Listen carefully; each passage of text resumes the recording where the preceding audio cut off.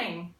Okay, in the last activity with Mara, students were explicitly scaffolded in differentiating between the 5 senses as Mara modelled categorising different descriptive adjectives accordingly. Now that fits in line with the guided release framework for literacy instruction, where the teacher works with the class modelling undertaking the class. Now these activities provide for the production part of the lesson and just build on Mara's activities and ideas by handing over a little bit more control to the students who will undertake these tasks independently. As we have a range of different abilities in this class, ranging from true and false beginners through to students who have quite a proficiency in basic interpersonal communicative skills. The activities are very hands-on and use different visual prompts and aids for directives that can be placed in front of students that need that little bit more assistance in completing the task. Okay, so to start, the teacher will initiate a discussion asking the class, what have you learnt so far? What's a descriptive adjective? Ask students to provide an example. What are the 5 senses? And just giving students the opportunity to verbalise their understanding so far.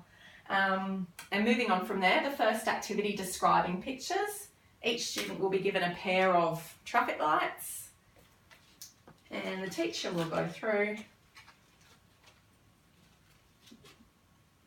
and put up a descriptive adjective for each picture. The cactus is bumpy. Now students will hold up either red for no or green for yes. And the teacher will just get the students to repeat the sentence as we work through different descriptive adjectives. The cactus is prickly.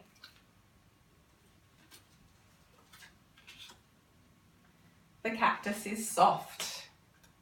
Okay, just working through some different images and different descriptive adjectives. Now that activity gives the teacher a really good understanding of where each individual student's at, and will allow me just to break up the students into 2 groups for the next activity. Okay, so to categorising descriptive adjectives, all students will be given categorising adjectives chart and a list of descriptive adjectives. Now, Group A, students that showed a really good understanding in this activity and who were quite confident to be able to do that, they will cut out the descriptive adjectives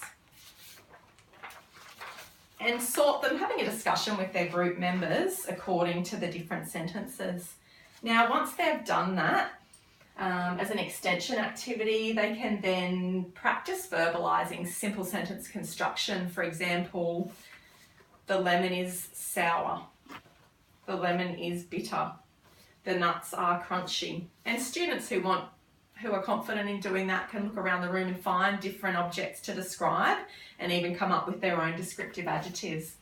Now Group B, those students that weren't quite sure or needed a little bit more consolidation, will use their dictionaries to translate the descriptive adjectives from English to their home language, and just give them that really deep understanding of what a descriptive adjective is before they sort it with their group members. Now once Group B has done that, they can practice just verbalising the descriptive adjectives, pronouncing, blending the sounds, sweet, sour, bitter. They might like to try putting the descriptive adjectives into a simple sentence, and students will have about 15 minutes to complete that main task.